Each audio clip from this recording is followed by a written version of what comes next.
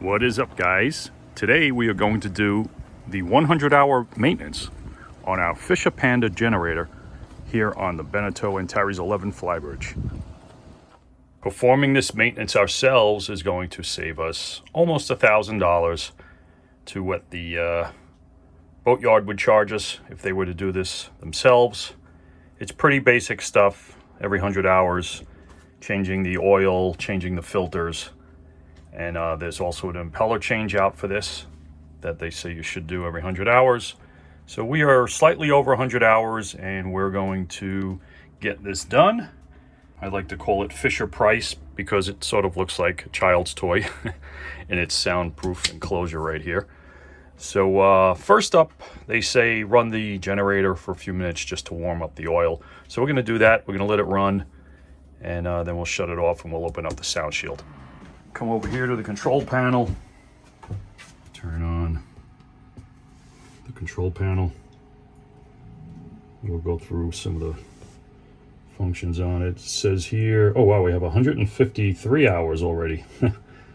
So we actually were out last weekend and had it running quite a bit. So let's start her up. It goes through its preheat cycle. And this should start up shortly.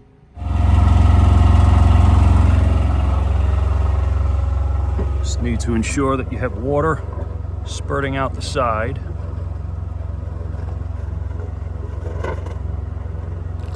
There we go. All right, as that's warming up, this is our maintenance kit that we purchased from the boatyard. Gave us the oil we need. It has a diesel fuel filter. That is a grommet of some type. And here is the impeller for the water pump, the raw water pump. And we have the oil filter right here. So I'll leave all these part numbers on the screen for you. That's the fuel filter. That's the impeller pump. All right, we've been running for a few minutes. You can see the engine's warming up, 104 degrees, the exhaust 91 degrees. That's good. The winding 102. So that's warm enough. Just got to warm the oil up a little bit. We don't want it too hot. So we'll shut that down.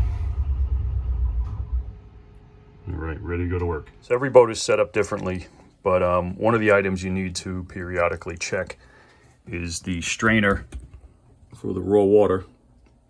That comes up from the through hole.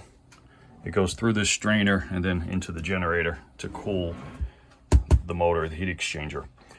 You want to check this strainer. You need to open this up every so often, clean that strainer out. I did mine not too long ago. But let me just unscrew it like this.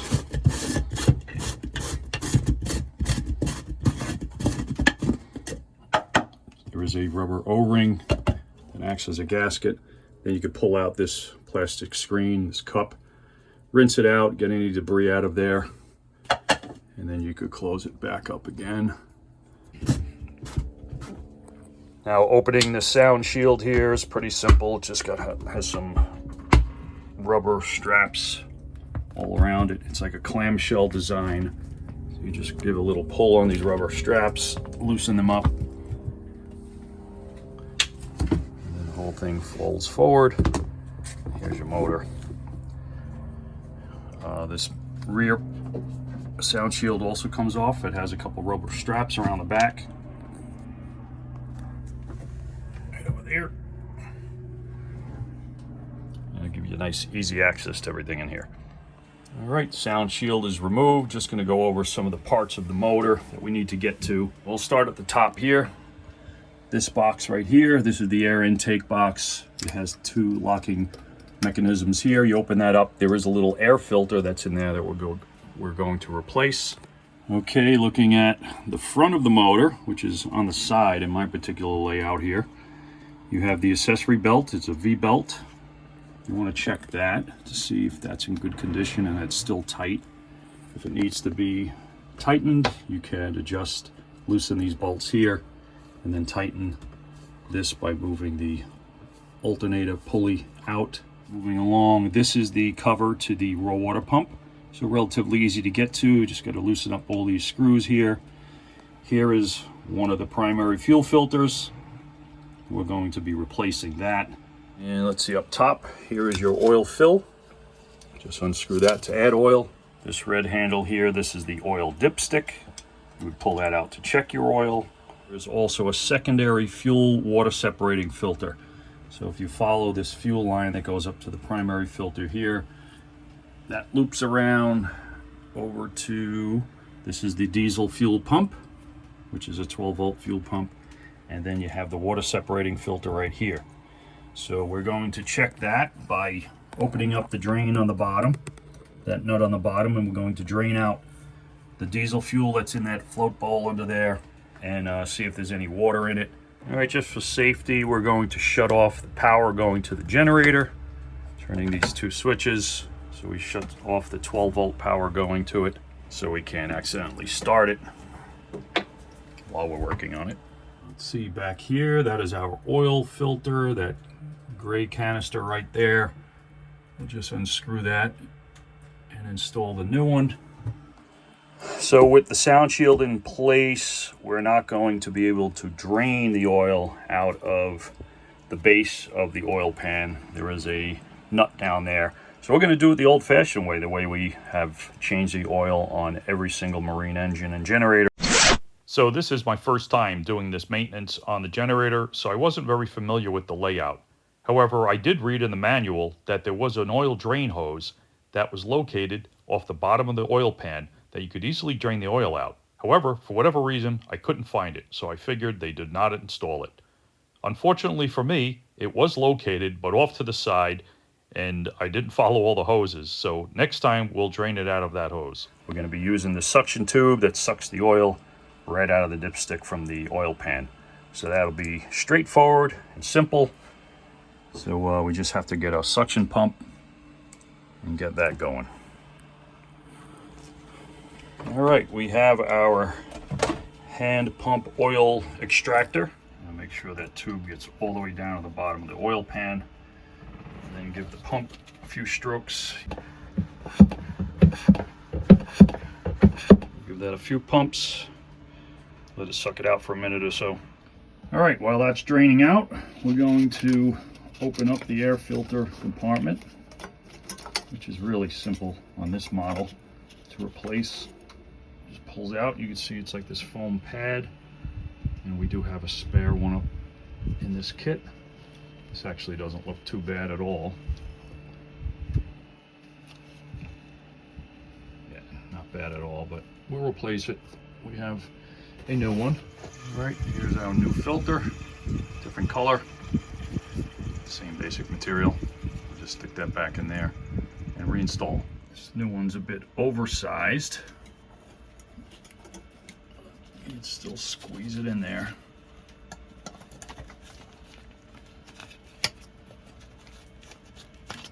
There you go. All right, as that oil is draining, we want to loosen the oil cap here on top. We'll get that ready for adding the new oil, and that lets the oil drain out of the motor easier. All right, it appears we have drained all the oil out. I stuck the oil dipstick back in and it came out nice and clean, so there's no more oil in the bottom of that pan. So we'll put that there for now. And we need to get around back and loosen up that oil filter and put the new one on there. Okay, we're going to prep the new filter so we can get that on right away. You want to put some oil around this seal before putting this back on. This makes it easier to get off in the future and it doesn't seize on there. Okay, we got the old filter off. I just used the wrench to get the old filter off and you could see how it damaged it. It was on there pretty tight. Now we're going to screw this new one back on. It's hard to see, but that's where it goes. All right, new filter is on. I did not use the filter wrench to tighten it. I just hand tightened it. You don't want it to be too tight on there, and then you never get it off again. Now it's inevitable you're probably going to get some oil dripping down there. Just stick a rag in there, sop anything up. I did have one under it, but oil gets everywhere when you're doing this. So get a bunch of old rags that you could use. Clean up oil. Now we can start putting the oil back in. All right, we're going to start by adding 1 quart of oil at a time.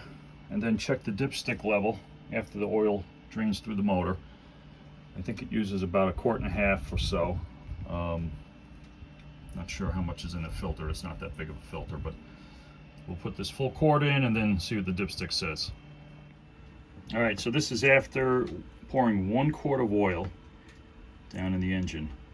We're about midpoint on the oil range, but look how black that oil still is after it flushes out the interior of the engine. So it looks like you're only going to need about 1.5 quarts. I have 3 quarts, so what I'm going to do is I'm going to suck out some of this rinsed through oil that's really black, and get all that black stuff out, or as much as I can. It's a diesel motor. Oil's going to turn black. That's normal. But we'll just flush out any impurities that the new oil drained through. Sort of a waste of oil, but it's good for the longevity, and it's good for the motor. All right, this guy does not use a lot of oil at all, so we put about 1.5 quarts in, and it's all the way up to the top oil level on the dipstick. However, the fuel oil filter is still empty, so we're going to give this a crank over, let it run for a few seconds, and we're going to check the oil again. All right, we ran the motor for about 30 seconds, and you can see the oil level went down once it filled up the oil filter. So we're at a good spot now. We're well above the halfway point. Keep in mind, you don't want to overfill it. Yeah, you want to check for leaks. Make sure you don't have any oil leaks around the new filter. And all right, what are we going to move on to next? The impeller, and we'll do the fuel. First, what I'm going to do is get a container underneath here and drain out the fuel out of the bottom of the water separating filter and see if we have any water in there. All right, a 12 millimeter fits. You can see I have a plastic container underneath.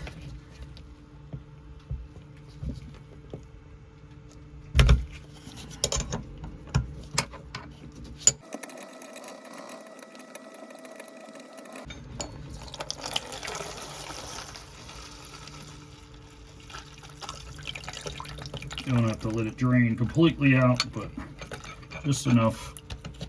All right, when you drain it out, once you let it settle, if there's any water in there, you'll see the diesel floating on top of it. But we look pretty good. All right, so we cinched up that nut. Make sure you don't have any leaks. Clean up any diesel that may have spilled around here, which is inevitable. There's our filter number, which we're gonna have to pick up for future. Let's move on to this filter here. This is the primary diesel filter that we have the replacement for. Here is our new filter element, and there's our old. And here's pretty straightforward. You're going to need some rags to catch any leaking diesel, but it's just 2 hose clamps, top and bottom. You need to loosen that up, pull those hoses off, and replace the element. Okay, we replaced the filter element. I didn't get it on camera because I needed to work fast. So the fuel comes up from the bottom here through the fuel line from this other filter, but we're below the level of the tank, so the fuel is getting gravity fed up through here. So once you disconnect these hoses, diesel fuel starts flowing out. So I held my finger on top to keep the fuel from coming out. I had the container underneath and rags to catch anything that dripped. But you want to pull off the old filter and replace it with the new rather quickly so you don't lose as much fuel. There is an arrow there that says which way this filter must go. The fuel is coming this way up into the motor there. So once you get it on there, snug up the clamps again, check for leaks. We'll check again after we're running. But that fuel filter has been replaced. Now we're going to move on to the impeller. So we're going to remove these screws all around, just a regular flathead screwdriver. And then we could get to the impeller underneath that plate. There are some gaskets there that were included in the kit. So we'll see what that looks like once we get the plate off. Okay, we have the plate off. Came off rather easily. You want to inspect the plate, clean it, check for the scoring. If there's really bad scoring here, you might want to replace that plate. I'm surprised it has so much scoring. There's your screws. However, we found something very interesting, which I did not expect on an impeller this new. it's missing some of its vanes already. So that is not pumping properly because the impeller is already in bad shape. So good thing we're replacing that. We're going to have to poke around to see where those impeller vanes went, because they probably got pumped up into the system here. So now we got to go searching around for those two missing. It looks like there's two. When I get it out, we'll take a better look. Okay, so I pulled the impeller out. It was very simple to pull out with pliers. But look at this. It's missing one vane, two vanes. That's only after 150 hours. So yeah, definitely want to stay on top of these things. I got to see where these vanes broke off, where they went. Now, I'm wondering if this wore prematurely, because when I first got delivery of the boat, they had the generator running for quite a while. But what I noticed was the through-hole valve there was closed, but the generator was running for like an hour or so.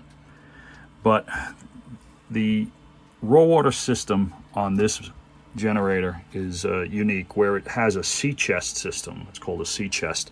So underneath this panel here, where the generator is, you can see this other hose here. There is a stainless steel or aluminum box that the seawater comes in. Now, it comes in through there and generally into here. It was able to pull water through this secondary hose. However, it was probably not getting the proper amount of water that it should be getting through this hose. So that probably led to the premature wear of this impeller, being starved of some water. I never had an overheat alarm, but it was coming when you start losing vanes like this. So you got to make sure that this through hull is open when you run the generator, and there's likely a through hull for this sea chest hose intake way back there. But that is definitely open, because otherwise we would have had a catastrophic failure, or overheating at least. So, all right, now we need to find where these missing vanes are. We need to trace the lines out towards the motor. Not fun. All right, that didn't take very long. So I'm learning a lot about this. First time I'm actually working on this generator. But okay, so the raw water comes up through this hose. It gets sucked in by the impeller, comes into the strainer, strains out any leaves or debris, comes back down into the generator, up this loop. The impeller is right here. That's what's sucking the water through. Then it goes down that hose in the back.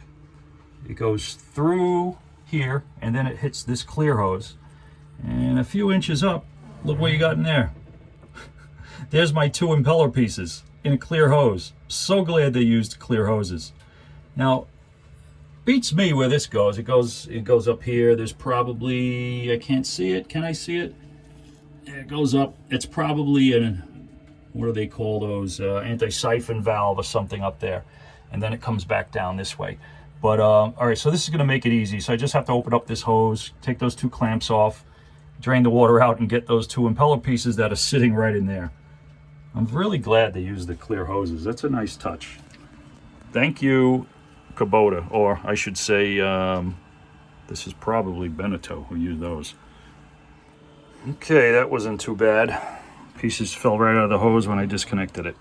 So there they are, the two fins. You want to make sure you find these pieces.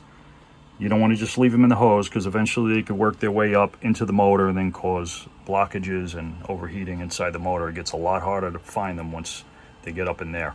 So thankfully they were sitting right there in that hose. So, interesting. All right, I'm glad I'm replacing the impeller. So here's our new impeller. What it's supposed to look like. You got different O-rings with it too. So here's our old, and here's our new. So this impeller kit comes, this is like a whole rebuild kit. It's not just an impeller. They're giving you the shaft seals, O-rings, new screws, various gaskets. They're paper gaskets of all things. And then this rubber O-ring. Let's have a look what it is over here they're calling for. Impeller is usually just that, the impeller. So I don't see much of a reason to pull this whole thing off after 100 hours. It's not like we're leaking. So I'm going to clean this gasket up.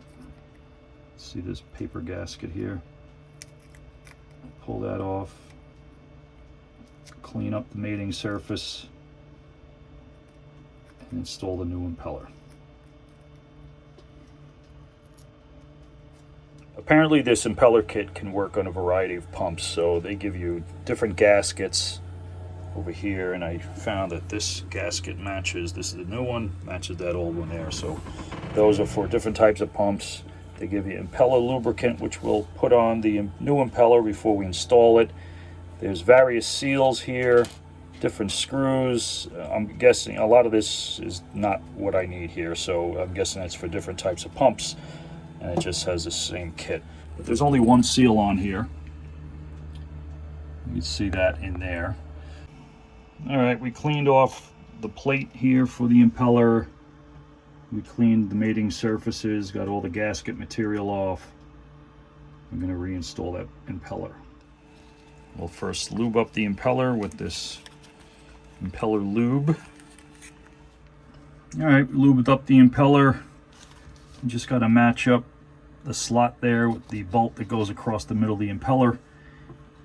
It rotates counterclockwise, so you needed to spin it counterclockwise as you're pushing it in, and with a little bit of work you could squeeze the whole thing in there. So use copious amounts of that impeller lubricant on there, and I'm going to put some on the cover, and we'll put the gasket on. We'll clean this up, put the gasket on, and cinch down those screws and cover it up. All right, we have the gasket on the plate. You need to make sure you have the right mating surfaces, goes in the right orientation. There's really no way to screw this up other than the paper gasket getting ripped or sliding off of the screw holes, so just be careful of that. Work gently, and then just hand screw in those retaining bolts for the cover and snug them down in a crisscross pattern. Hey, we got the pump cover back on. We have our hose connected back there again. The impeller pieces have been removed. Everything looks like we're tidied up again. Do one final check around the motor. Make sure we didn't forget anything. Plug is closed. Belt is in good shape. I gotta take a picture of that belt so I can get some spares. Good to have spares belts around. All right, another check is your coolant level. You want to make sure your coolant level is in the right zone here. So we're good over there. Our fuel, we want to make sure we don't have any leaks.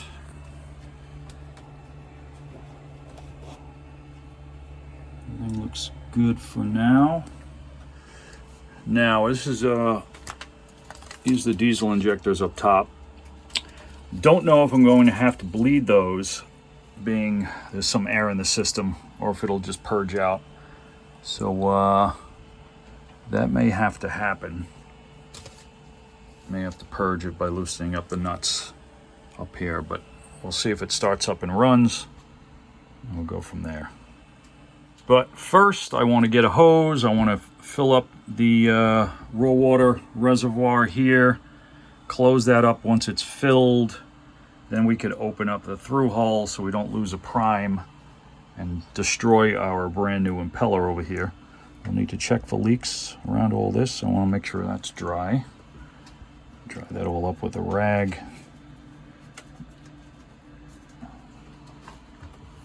We'll need to check for leaks everywhere. Anything that we touched. The diesel fuel filter down there, water separator, the hose back there, oil leaks back there by the filter, check all that. And we're looking good here. Through hole is open, cap is back on. That should be it. I think we're all set. Air filter's plugged up. All right, let's give her a crank, see what she does. Don't forget to turn those on.